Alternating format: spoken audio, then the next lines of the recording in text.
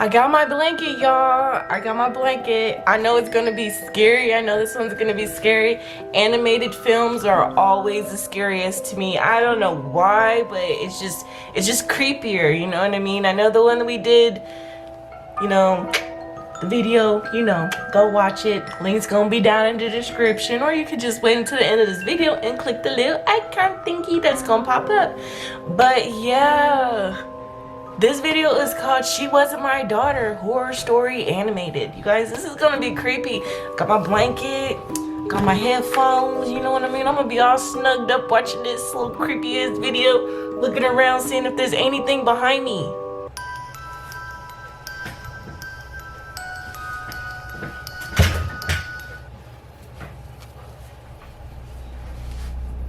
I didn't even get to read the disclaimer.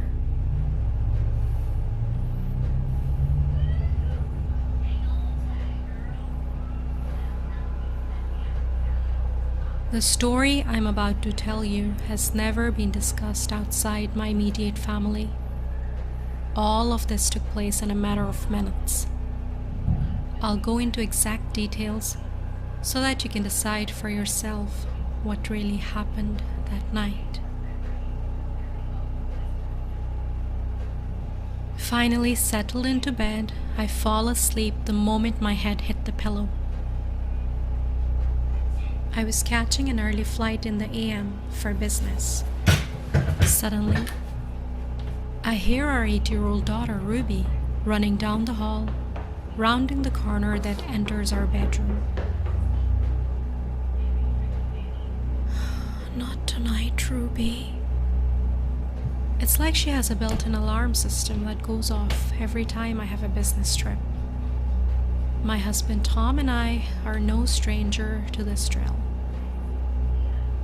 She always stands a few feet from my side of the bed and whispers, "I don't feel good, Mommy." She does not want to wake up her dad, who has to see patients in the morning and is quick to debunk Ruby's plans to stay home from school. Exhausted, I go into mom mode and recite the ailment list. Okay, Ruby, is it your head? Is it your tummy? Are you hot? Are you cold? No answer. I force myself to sit up now and glance at my alarm. It's 3:45 a.m. Witching hour. I do not turn on the light, although in reality, my husband could sleep through a tornado. Ruby, you need to answer me. What hurts?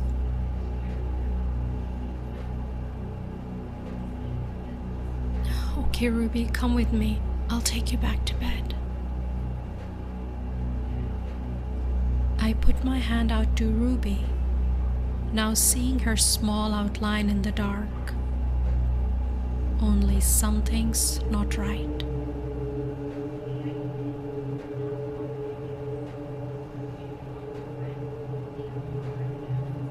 Although my room is dark, Oh my God. was so much darker than the actual room. She's the same height as Ruby. She's wearing the same red pajamas I helped Ruby into at bedtime. What the fuck? That is, oh my God, I Her hate arms faces and like legs that. look like thin spindles. I can't turn away from her hollowed out eyes. She seems to be looking nowhere. Is this a friend Ruby took home? Or a child who somehow wandered into our home? Not with no creepy smile like Keeping that. my What the eyes on her, hell? I try to reach for my husband. I need to shake him awake. She moving He's slow. at the very edge of our king-size bed, and I can't reach him without moving completely from my spot. And I can't bring myself to move an inch. She must be terrified. Wake up. Tom, please wake up. Someone is in our house. Tom, get your ass up. Wake up. He probably wanted them. And he knocked out. That's when he would have took that lamp and smashed it on his head. Shit. The child is perfectly still and now looking directly at me. I lean forward to examine her more closely. To my horror, I realize this is no child. Rocking side to side on its long, thin feet while grinning, it kept making a guttural sound, followed by a child's soft cry that sounded exactly like Ruby.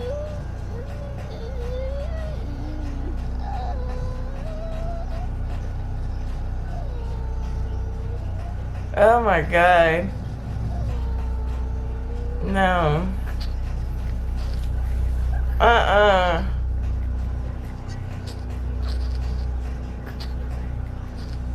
I'm trembling, but my rational brain tells me it has to be a dream, a lucid nightmare.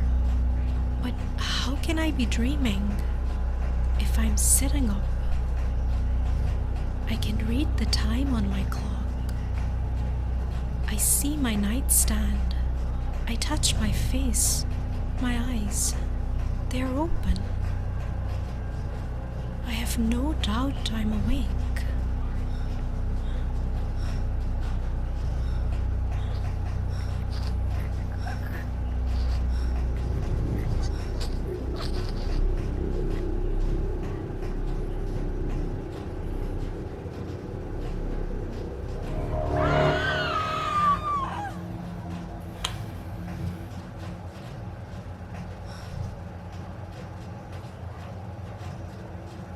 What the heck are you two screaming about? I'm trying to sleep in case you forgot. Tom immediately understood I was distraught. Mommy had a bad dream. You know what that's like, sweetie. Mommy's being a big crybaby. What the fuck? I heard Ruby giggling and knew she would be okay, although I was horrified that I had woken my family in this disturbing way. No.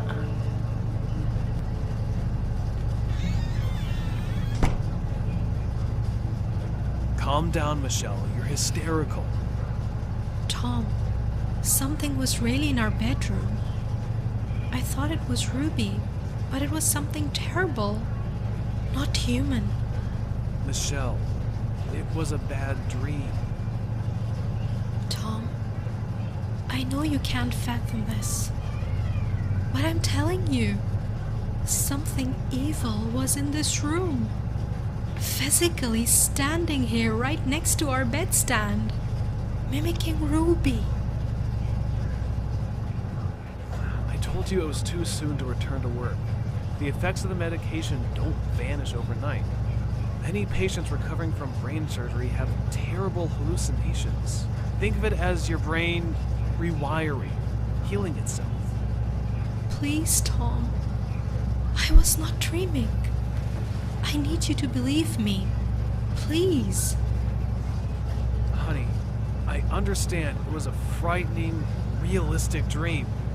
But it was just a dream. Yeah, but... Michelle, you're going to cancel your business trip. It's obviously too stressful. Your work can wait. All that matters is that you are healthy and happy. You're Ruby's mother. She is our first priority. You are her safe place. You cannot continue to scare her with all of this. Ruby was so upset while you were in the hospital. Please, let's not add to it. Why don't I take Ruby to her granny's tomorrow, so she can spend a few days with her? You'll get more time to rest without having to worry about waking up for Ruby during the night. Let's get some sleep. I know Tom is right. He has always been my voice of reason. No malice, no dishonesty. It's simply his need to fix things, to find solutions. It's how he's wired. And it is why I love him.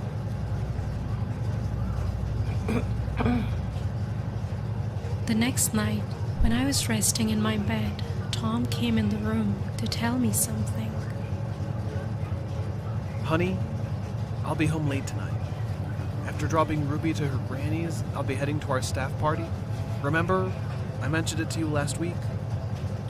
Sorry, Tom. I really can't remember. It's okay, honey. Please, don't worry about staying up. I'll quietly slip in the covers when I am back. You take proper rest tonight, okay? Did you take your pills? I can't remember. Maybe I did. Tom, I don't think I did. There you go, honey. You know these are very important for your fast recovery. Good night, honey. Sleep tight.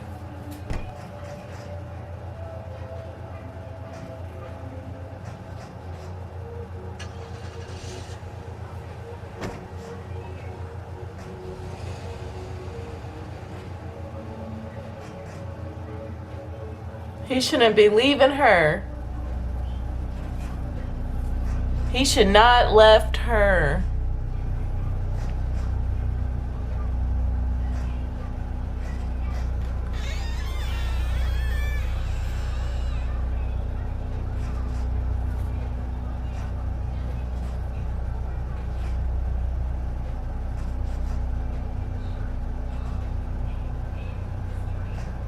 Mommy, wake up. Mommy. Mommy, wake up. What happened, Ruby? Mommy, I don't feel so good. That's when I realized this can't be Ruby. She's gone to her granny's.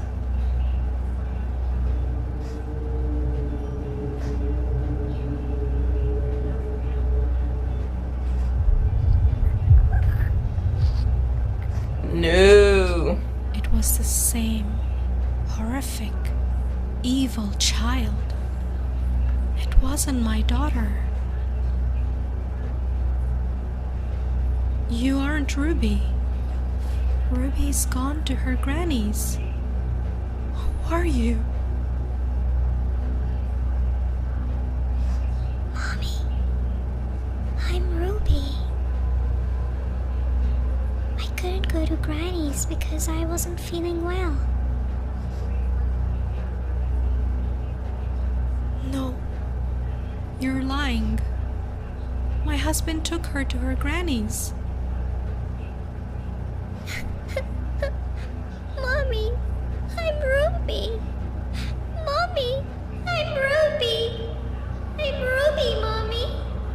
I'm Ruby. Stop pretending to be my daughter. You're not Ruby. You're not Ruby. And I bet that's actually her daughter.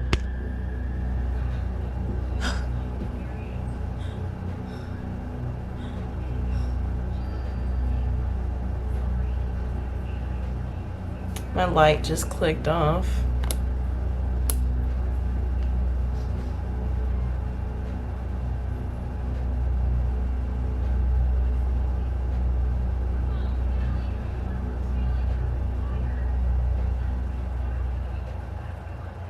Oh, no. Oh, no. Ruby? No.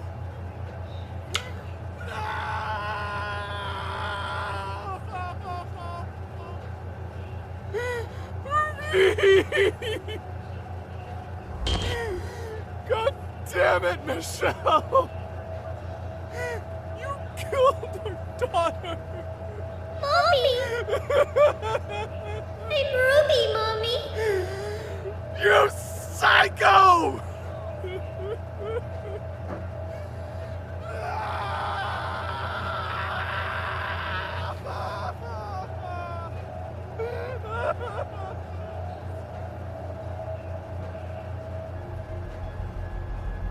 Did you pack everything, sweetheart? Daddy, I don't feel very well. My stomach hurts a bit. Maybe it's not a good idea to go to your granny's tonight, sweetheart. Get some rest. We'll go tomorrow or another time when you feel better. But please, don't wake up your mother. She hasn't been feeling very well and needs rest. I have to leave now. I'm getting late. Good night, sweetheart. Good night, Daddy. So my thing is, was it Ruby the whole time? Was Ruby the one in the beginning, like when it was rocking back and forth when she first seen Ruby? Was that Ruby the whole time? If it was Ruby the second time, because she's hallucinating and that's pretty messed up. That would yeah. Oh wow.